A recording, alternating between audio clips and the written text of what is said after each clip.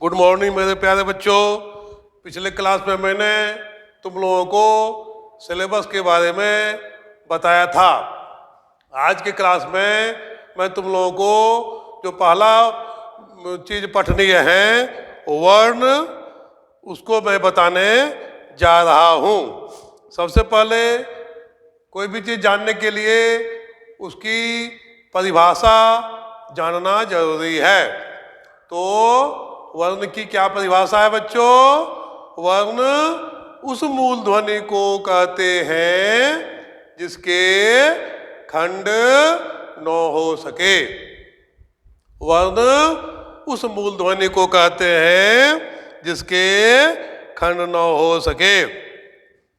अब तुम लोग को जानना है कि वर्ण के कितने भेद हैं। तो बच्चों, वर्ण के दो भेद हैं। कौन कौन? पहला हो गया स्वर वर्ण, स्वर वर्ण, और दूसरा है व्यंजन वर्ण। कौन कौन भेद हैं? पहला है स्वर वर्ण, दूसरा है व्यंजन वर्ण। स्वर वर्ण किसे कहते हैं? जिस वर्ण का उच्चारण बिना किसी वर्ण की सहायता से हो उसे स्वर वर्ण कहते हैं। और जो व्यंजन वर्णों के उच्चारण में सहायक होते हैं। क्या बताए? जिस वर्ण का उच्चारण बिना किसी वर्ण की सहायता से हो और जो व्यंजन वर्ण के उच्चारण में सहायक होते हैं उसे स्वर वर्ण कहते हैं। स्वर वर्ण की संख्या कितनी है? स्वर वर्ण की संख्या 11 है। कौन कौन? ओ, आ, ई, ऊ, री, ए, ओ, औ।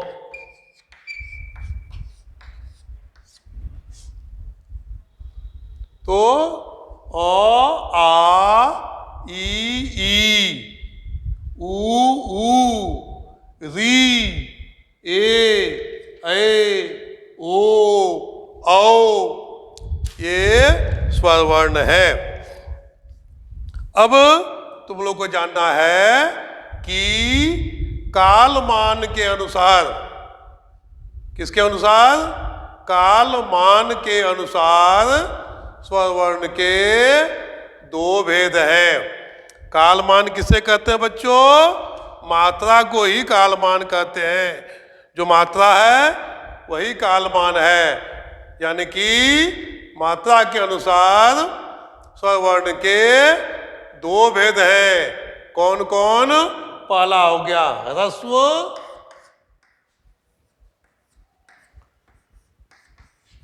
और दूसरा हो गया दीर्घ।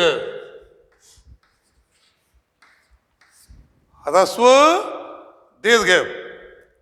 ह्रस्व स्वर वर्ण किसको कहते हैं? जिस वर्ण का उच्चारण, जिस वर्ण के उच्चारण में एक मात्रा यानी बहुत कम समय लगे उसे क्या कहते हैं? ह्रस्व स्वर वर्ण कहते हैं। एक मात्रा का समय लगे मतलब बहुत कम समय लगे। जैसे कौन कौन है? ओ, ई, ऊ, री। ये चार वर्ण जो है वह ह्रस्व स्वर वर्ण है, क्योंकि इनके उच्चारण में एक मात्रा का समय लगता है। तुम ऐसा ध्यान दो कि जैसे हम बोलते हैं ओ, आ, ई, ऊ। इसे क्या पता चलता है?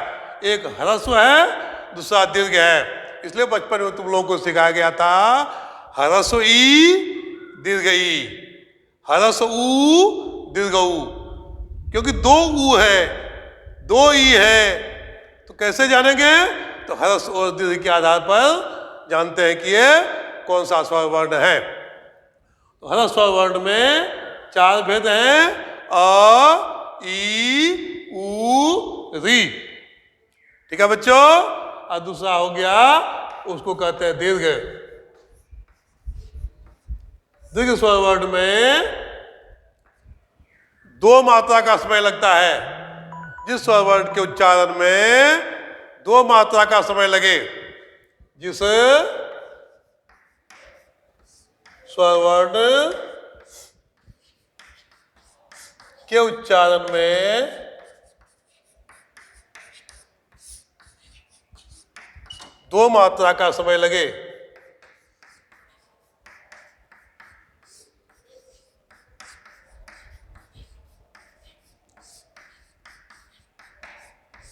यानी ह्रस्व से 2 गुना समय लगे, 2 गुना समय लगे, उसे दीर्घ स्वर वर्ण कहते हैं।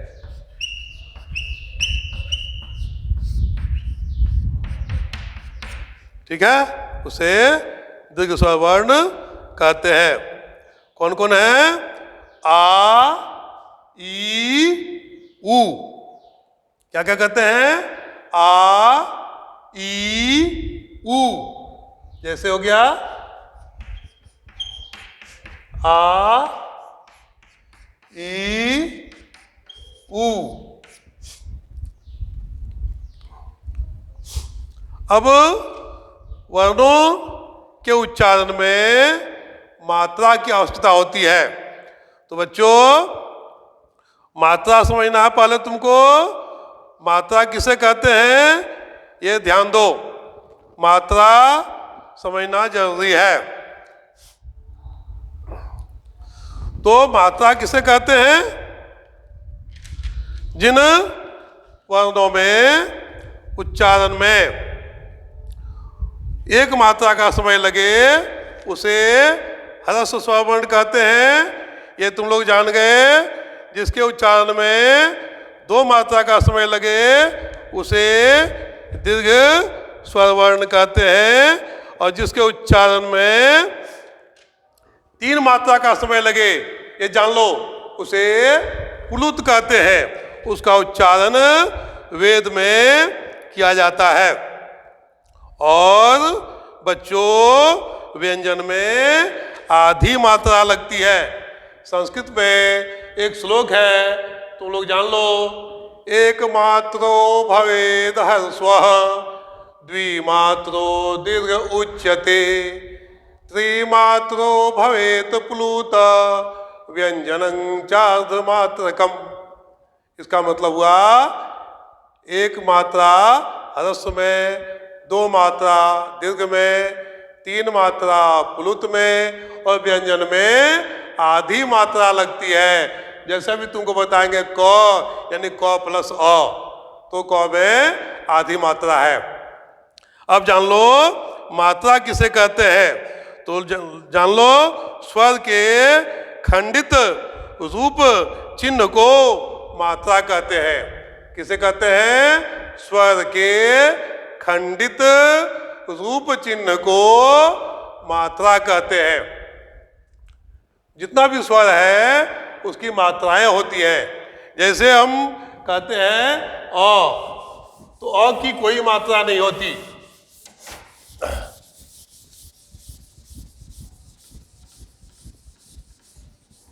जैसे कहते हैं अ, तो अ की कोई मात्रा नहीं।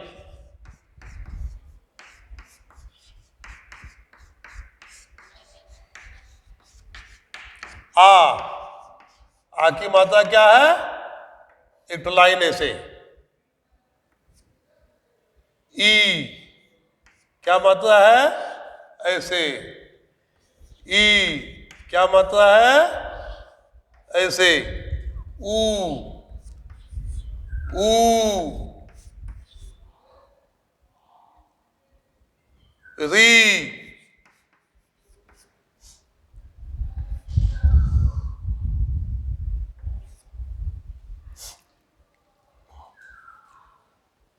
ए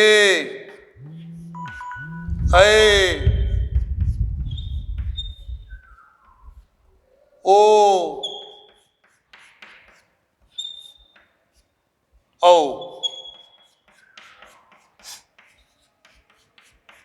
ओ ये स्वर की मात्रा है। जैसे औ से कोई मात्रा नहीं, आ से आ। जैसे तुमको लिखना है चाचा, तो आ की मात्रा हो गई। ई से लिखना है, जैसे लिखना है मान लो बिजली, तो इसमें ई की मात्रा हो गई।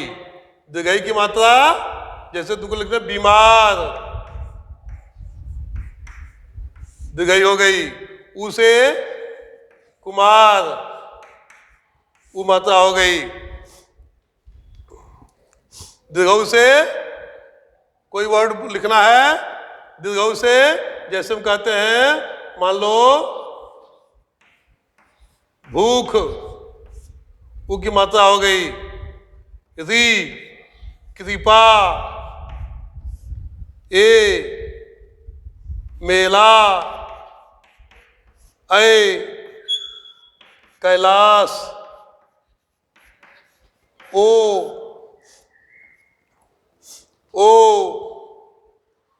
जैसे हम कहते हैं बोना,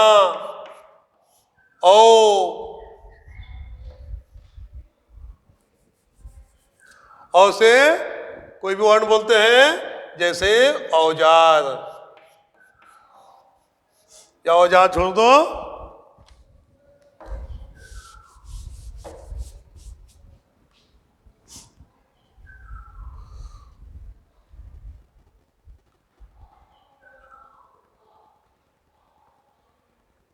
यही रन दो। औरत, इसमें ओ है, ओ की मात्रा है और ओ स्वर भी है, दोनों बता के दिए। उसके बाद तुम लोग को चलना है व्यंजन वर्ण। व्यंजन वर्ण किसे कहते हैं? जिस वर्ण का उच्चारण स्वर वर्ण की सहायता से हो उसे व्यंजन वर्ण कहते हैं। क्या कहते हैं? व्यंजन वर्ण। इसकी संख्या कितनी है?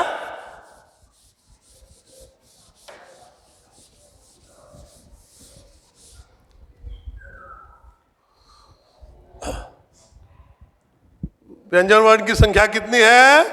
तो व्यंजन वर्ण की संख्या 3 है। कौन कौन? स्पर्श, अंत्यस्थ, ऊष्म। कौन कौन? स्पर्श, अंतःस्थ, ऊष्म। स्पर्श की संख्या 25 है, अंत्यस्थ 4, ऊष्म 4, टोटल मिला के 33। व्यंजन वर्ण की संख्या कितनी है? 33। स्पर्श किसको कहते हैं? जो व्यंजन वर्ण कंठ, तालु, मूर्धा, दांत और ओष्ठ के स्पर्श से बोले जाते हैं, उसे स्पर्श व्यंजन वर्ण कहते हैं। इसकी संख्या 33 है, सॉरी इसकी संख्या 25 है। कुल व्यंजन की संख्या 33, स्पर्श 25, अंत्यस्थ 4, ऊष्म 4, टोटल 33। लेकिन अभी तुम लोगों को स्पर्श बताते हैं, इसकी संख्या 25 है। कौन कौन? क वर्ग, च वर्ग, ट वर्ग, त वर्ग, प वर्ग। क वर्ग में कौन कौन हो गया? क, ख, ग, घ, न, च, छ, ज, झ, य, ट, ठ, ड, ढ, न, त, थ, द, ध, न, प, फ, ब, भ, म। इतना 25 है। तो जितना भी बोले सब में अ की मात्रा है। जैसे क है, क प्लस अ, ख, ख प्लस अ, ग, ग प्लस अ, सब में अ की मात्रा है। ये तुम लोग को हम वर्ण विच्छेद में बताएंगे। अब चलो अंतःस्थ। अंतःस्थ वर्ण कौन कौन है? य, र, ल, व।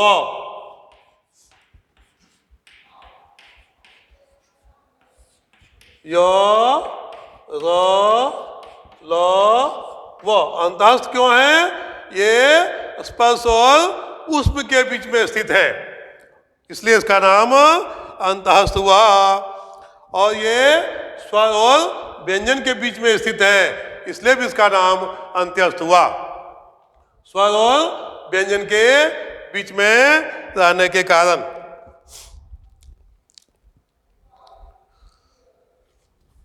इनका उच्चारण जीभ, तालु, दांत, ओठों के परस्पर सटाने से होता है। इन चारों को अर्धस्वर भी कहते हैं। ये क्या है? अर्धस्वर भी है, क्योंकि इसका उच्चारण किसके किसके होता है? जीभ, तालु, दांत और ओठों के स्पर्श से होता है। और चौथा हो गया, सॉरी तीसरा हो गया ऊष्म। ये कौन कौन है? सो, सो, सो, ह, सो, सो, सो, ह। इन चार वर्णों को ऊष्म वर्ण कहते हैं, क्योंकि इनका उच्चारण रगड़ या घर्षण से उत्पन्न होता है, इसलिए इसका नाम ऊष्म है।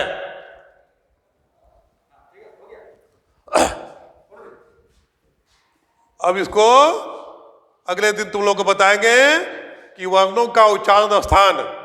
ठीक है, आज तुम लोग इतना ही समझना। आज जो दिक्कत है क्लास में कल पूछना। ओके ओके बच्चों।